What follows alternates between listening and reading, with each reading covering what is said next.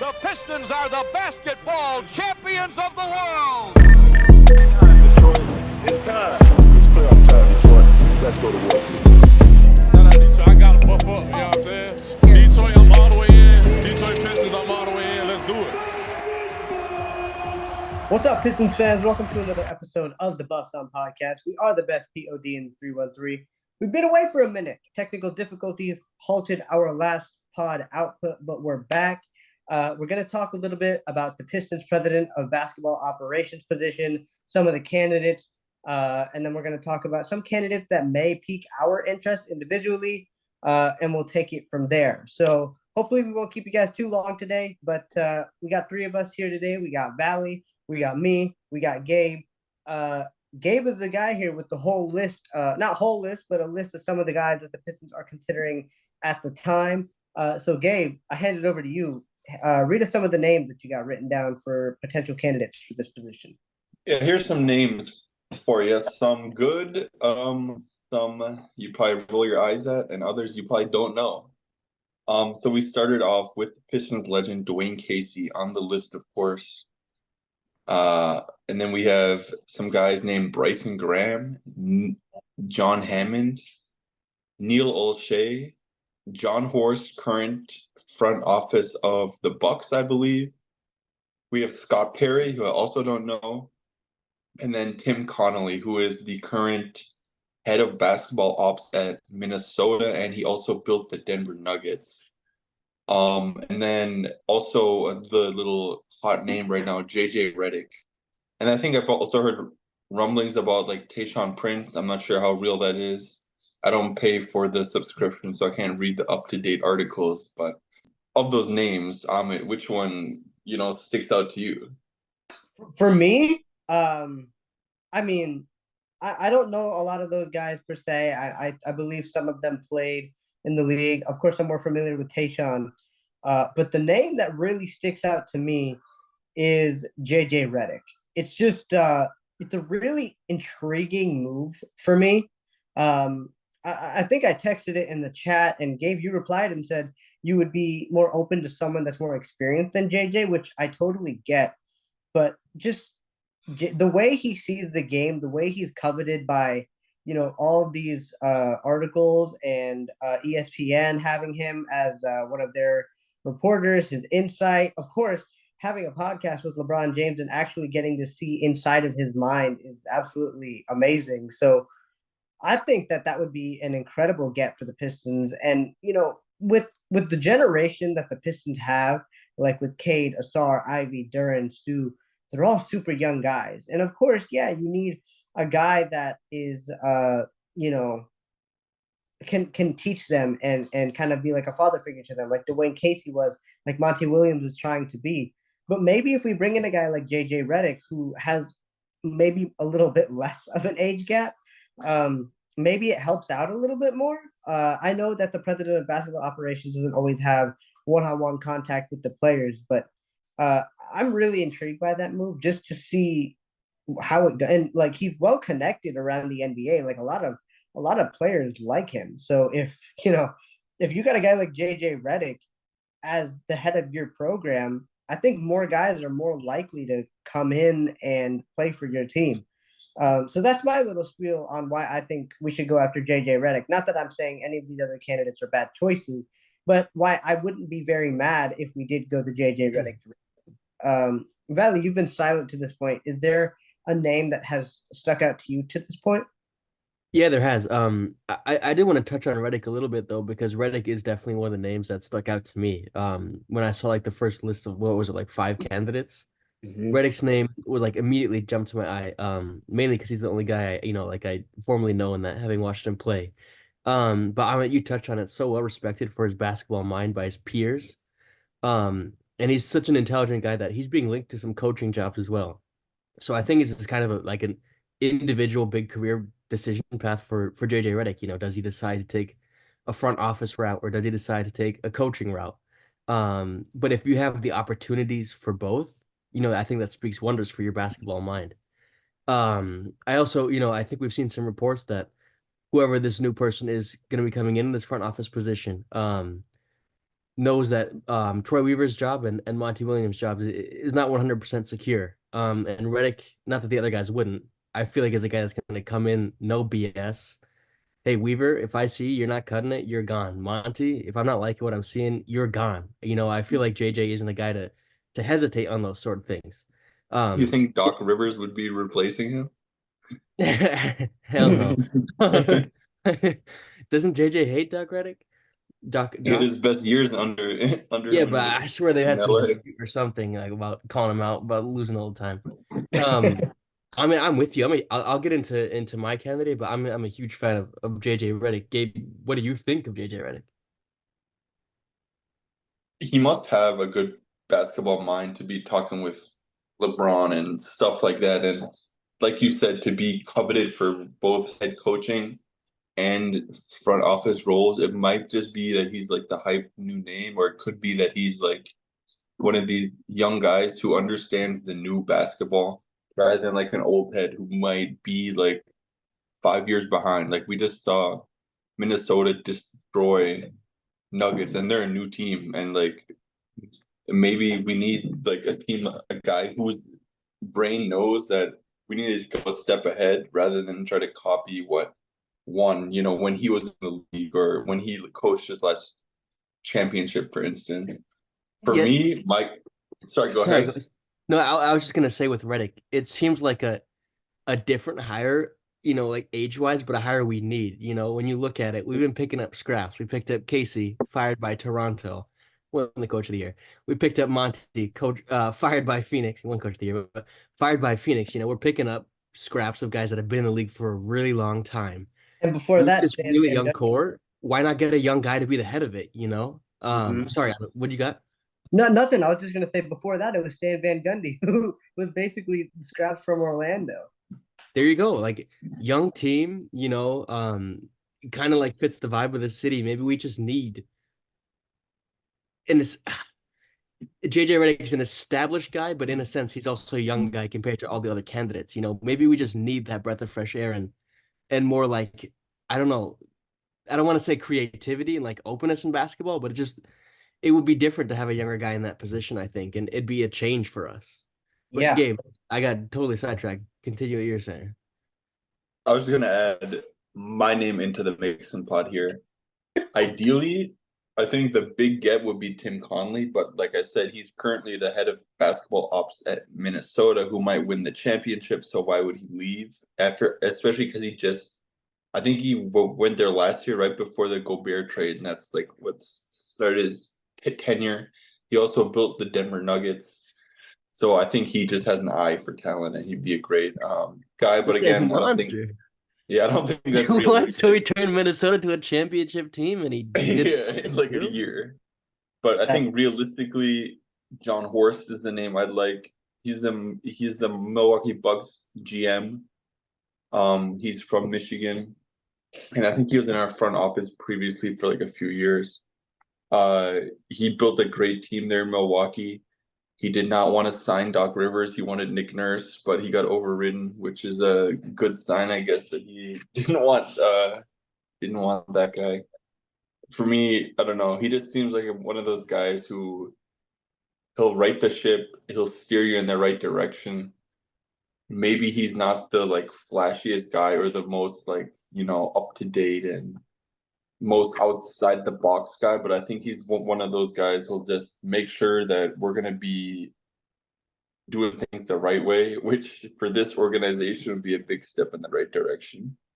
Was For he sure. was he in charge of the Damian Lillard trade? I'm not sure. I believe he was in charge when it happened. I think that there's two candidates that were in the Bucks front office. It was I think Gabe, you said his name, John Hammond. He was the guy that helped fleece Chris Middleton from the Pistons. And then I think he went out and Horst came in, and he's the one who built the championship team. And I think he did facilitate the Dame trade as well. I'm gonna be honest. Conley's name sounds way better to me. As someone who has literally zero insight on these candidates right here. Like when I'm looking over Milwaukee, like you say, stealing Middleton. Yeah, obviously a fantastic trade, but like sometimes those can kind of be shots in the dark. And I just view that Dame trade kind of negatively. Yeah, it's back to back first round exits, but like I don't know that there was a real core there, and they made a big decision to disrupt the core and go for a championship move. I feel like I don't know, you have the opportunity to trade a lot of our young pieces for a star. And a chance it'll be a chance for a new GM or a new position of this new whatever this position is to make a name for themselves right away. With a guy like that, trading a Star Thompson and Jalen Duren to acquire another star. Would that be the worst thing? I don't know. But just judging off of like just that recent track record, I'm a bit skeptical on those names, honestly. I agree. And for those who don't know, JJ Redick has also been a name that's been thrown around for the Hornets head coaching position. And maybe Makes the me Lakers oh, doing and some the Lakers. live podcast during game.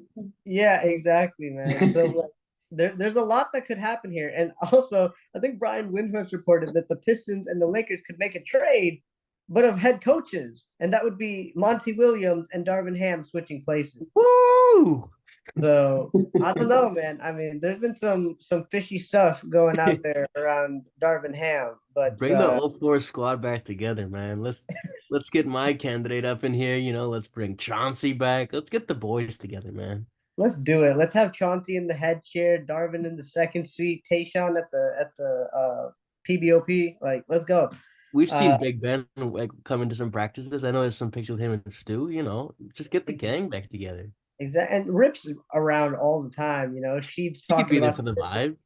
There we go. Could you imagine, man? That'd be legendary. But look, this is a really big decision for this organization. I think I said it on the pod that didn't get recorded, but we this is a really big decision for us. Like, we thought hiring Troy Weaver was a big decision. We thought hiring Monty Williams was a big decision. This is an even bigger decision because the person we hire can literally do whatever they want within the So organization. They can I, fire Troy. They can fire Monty. Hey, maybe I'm gonna maybe be we can put this in the start of the pod. What is this position? Did we not have anyone here last year? If No. we yeah, had I was Troy about to last say, year, like like, how can we just hire a boss for Troy? Can we hire a boss for this guy next year? Like what's going on? Yeah, I'm sure we can. But it's my understanding that this position basically oversees everything that is basketball related, basketball operations, president of basketball operations. So they can dictate whether Troy stays or goes, who they bring in to replace Troy, whether Monty stays or goes, who they bring in to replace Monty. So it's basically these decisions that were either Troy Weaver's or Tom Gore's in the past. It's now going to be this new candidate, whoever that may be. All So right.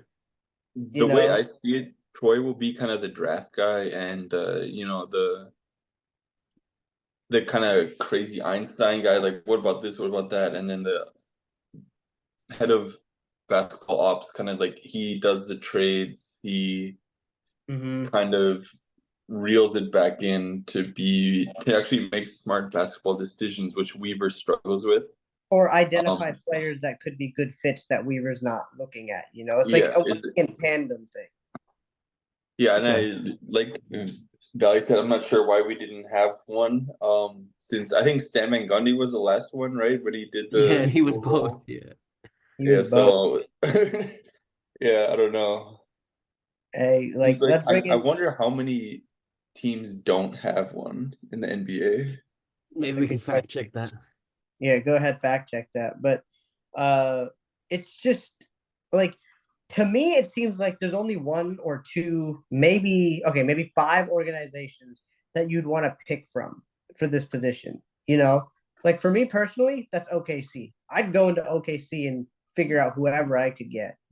Like, they were in a pretty similar situation to us, and they've built themselves into the one seed in the West, right? And then we, of course, thankfully, are looking at one of the best teams in the NBA right now, in your candidate, Gabe, who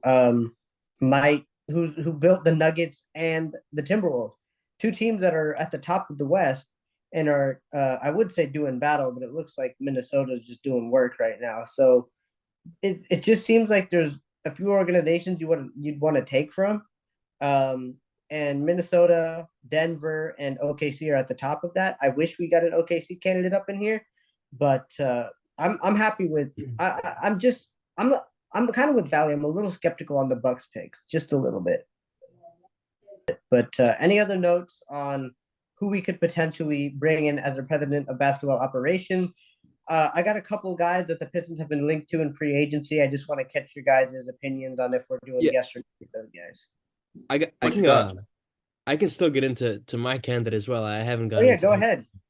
I did mention his name earlier as I mentioned the '04 squad, but a guy that's been a bit on the periphery, I think, in terms of the names being associated with this opening is Tayshaun Prince, who works over with the Memphis Grizzlies, has since 2017. But just I wanted to start my case here by an interesting article from Vince Ellis back in 2018, where the Pistons were interested in Tayshaun Prince for an emerging front office role. That was 5 years ago, you know. Some of his tabs are still open. I know that for a fact. Dwayne Casey's still around. He's kept this tab open. Tayshaun seems kind of like in a way like a modern front office guy. He lends all of his credibility to an analytics driven front office, a front office which is led by two former lawyers. So a big analytic guy with Tayshaun. Again, like I said earlier, you know, this could be kind of like a younger, more modern version that could really enhance this team. And obviously, he has such a personal connection with the city. I don't really need to go into that with Tayshaun's legacy here. But I did have one quote from Kleiman. Kleiman is the what is it? He's the head of the Memphis Grizzlies, and Tayshaun Prince had a really big job in the hiring of what's his name? Goodness me, what's the coach of the Grizzlies? Jenkins. Jenkins. Taylor Jenkins. Um, he had a big part of that. And after that, Kleiman said this about Prince. He called Prince a core member of the front office. Then he goes on to say, "There's evaluating players. That's like NBA, G League, international players, but there's also evaluating coaching talent. Tayshaun obviously has an incredible wealth of experience, hands-on experience over his playing career, and has an incredible eye for talent. Just hearing he has an eye for multiple levels of talent. You know, even though Monty's under that huge contract, we all know that's not a certainty that he's here next season. Should we get a new coach, like Amit just said, that's a massive decision. And Tayshaun, with his reputation for finding talent, and has the representation to do so. Tayshaun Prince jumped out because he's a hero to Detroit, but he also has the resume to back it up. I would not be angry with it at all.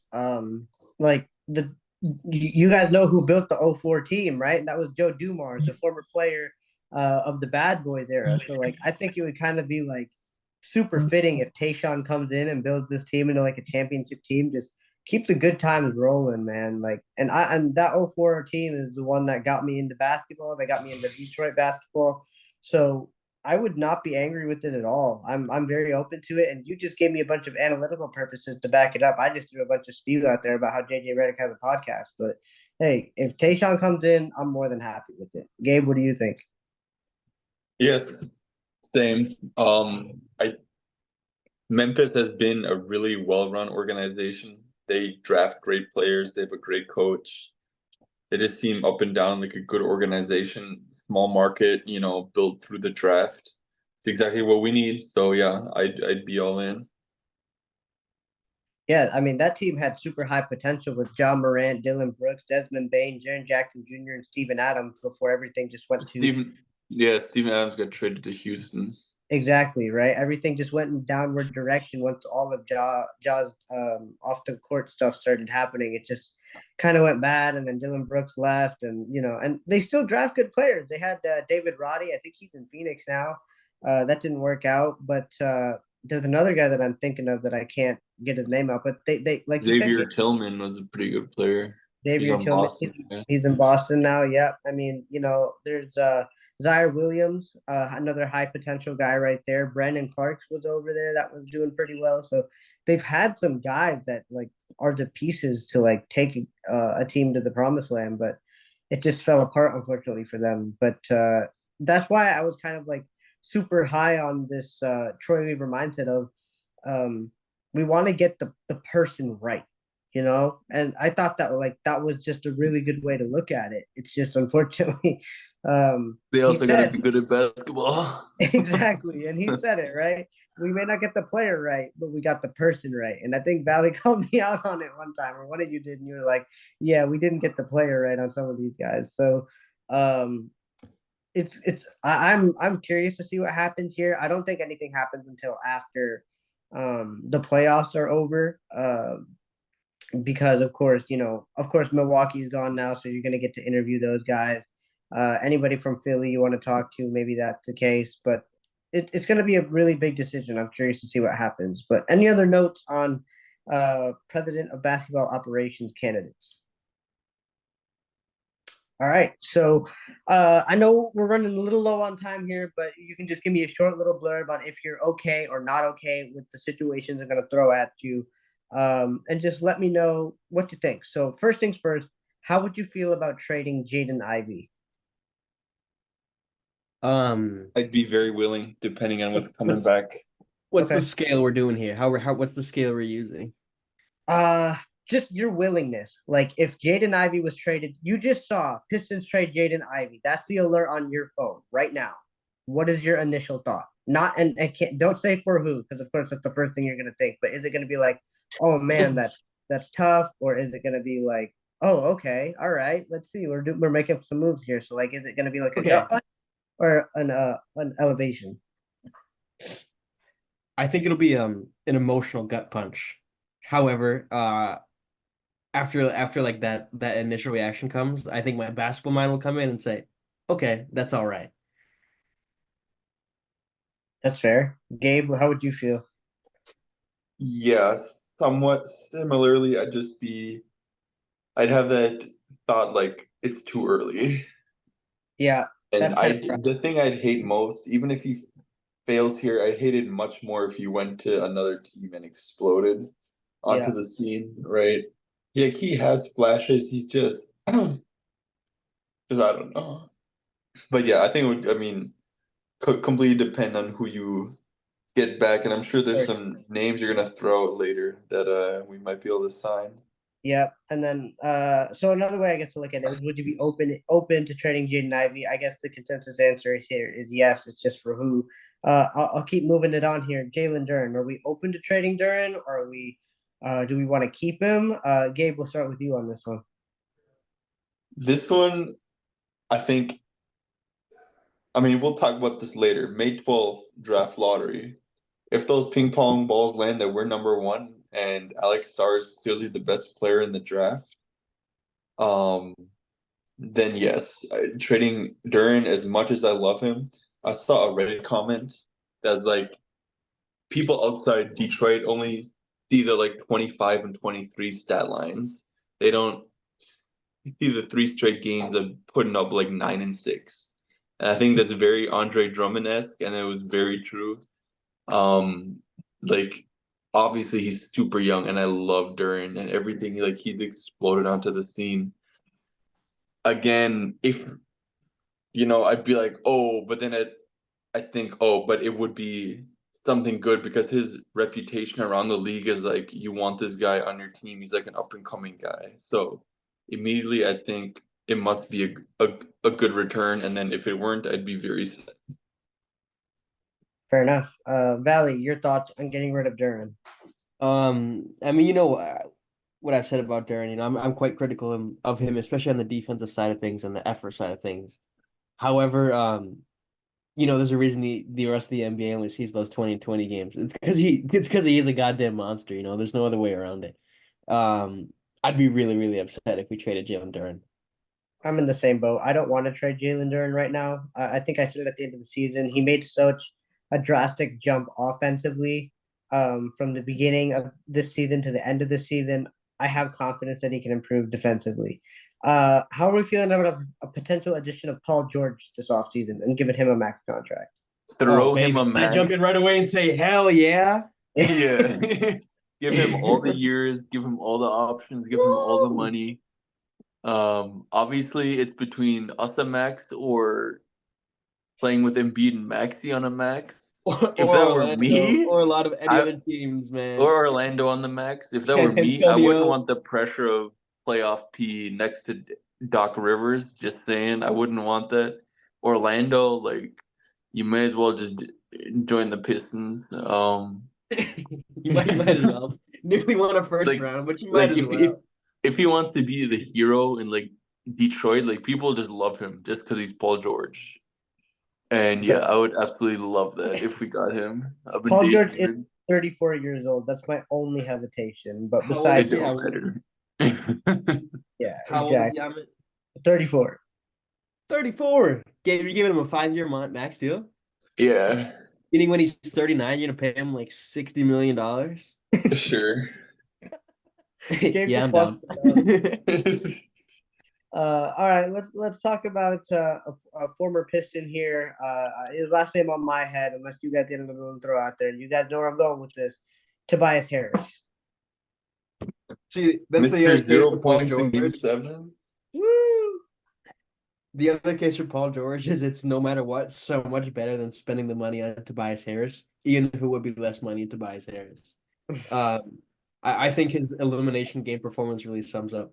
I don't need to say anything after that, you know. He had That's 0 fair. points. That's fair. You guys see that Tyrese Halliburton had a Killian Hayes-esque game in game 1? He had like 6 points, no rebounds, no assists, and You know, 17 turnovers. there's a reason Killian Hayes was selected above Tyrese Halliburton. Exactly. Yep. Precisely. And this is why we knew Killian I just would haven't perform seen in the playoff playoffs. Killian before. All right. Well, I know we're short on time. So, any other notes on potential additions to this team or president of basketball operation candidates? I got one name I want to throw out as a Yeah. backup big man option. Say You it. know, I know who you're gonna say.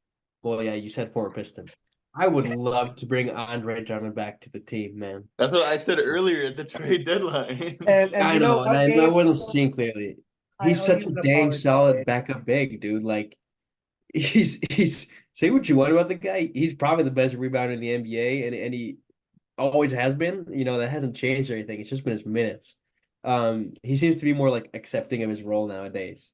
Would I love him mentoring Jalen Duren? No, but hopefully he could teach him all of his mistakes, you know. Um, yeah, and he could probably fill in for a few games that Duren misses, starting at the 5. But give me I'm Duren, bring him home. I apologize to you, Gabe. I looked at you sideways when you said that, and I was like, "Are you crazy, bro?" But no, no, that's a really good move, and I'm more and more open to it the more and more I watch him. Another name, I'd throw a 2-year max at Klay Thompson. No thanks. 2 years, we don't pay anybody yet. He can score. He sucks. I'd rather start Ivy and have Ivy shoot huck up threes. That's fair. I don't know. The jury's still out for me on Klay Thompson. Just for like, if he's willing to leave Golden State, there's no shot he comes to Detroit. But Ain't no way he's coming to Detroit, dude. oh, hold on. Speaking of former Warriors, we are the highest odds to bring in one former Golden State Warriors if he does leave Golden State. How are we feeling about a Draymond Green edition? You know, I was actually talking about this with Connie and our buddy Mike. And I said, heck yeah, give me Draymond. And then Connie painted a picture for me. Imagine Draymond and Stu getting ejected every other game. Imagine Draymond hopping on podcasts right after games in frustration.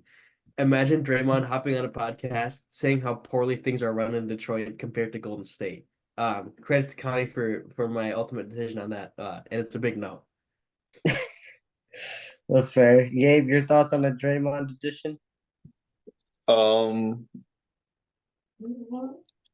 wouldn't mind. If he's accepting of coming off the bench, I think if he's more there to be like a mentor than a player, that would be cool. But also play, of course.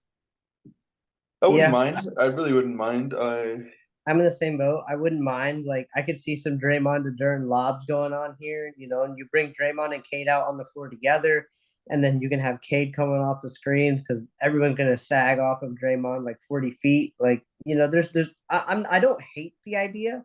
I just do not like how like Draymond, to me, it seemed like he progressively got more dirty as this year went on. He was just elbowing people, headlocking people.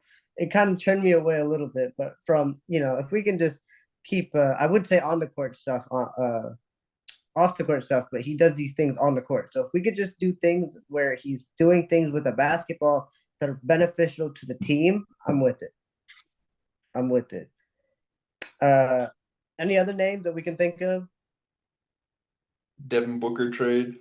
Devin Booker trade. Hey, I rooted for a Suns sweep so that he would get frustrated and ask out, but I don't know. It seemed like a possibility, but not seemed like a long shot. Also, if Boston loses again, I feel like this is the ultimate version of their team. So I think they might move a player or two if they lose again early. Yeah, I think you're right. And I think it would be Jaylen Brown that's on his way out, unfortunately, for him.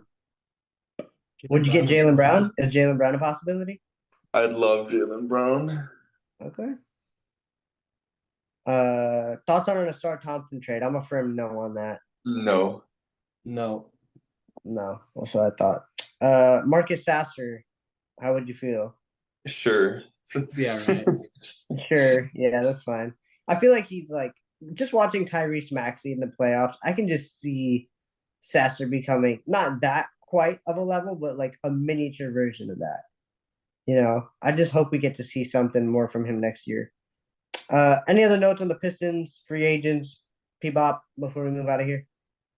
Real quick, I mentioned it, May 12th, draft lottery. We'll have a little prospect pod afterwards, I assume. Are we doing the live show again, or was that just the Wembanyama sweepstakes? I want to do a live show, but it also is Mother's Day. So happy Mother's Day to any Piston moms out there or any other mom out there. So I don't know if I'll be able to do it, but if I can, I would for sure love to. You guys down to do it? I mean, we're gonna get the one pick this year, guys. Like, there's nobody good to draft, so like they're gonna give it to us, or Charlotte, or Washington. May 12th, NBA lottery, only 5 days away. So stay tuned for that. We will check in with you guys after that. But last check, anything else? All right. Well, thank you guys so much for listening to this episode of the Buffs On Podcast. Remember to follow us on Instagram, Facebook, TikTok, and X. I almost said Twitter. Also, go subscribe to our YouTube channel. We are 2 followers away from triple digits, so make sure you help us hit that. Yes, sir. So we're on the way up. So throw the Buffs on, Detroit. The future is bright.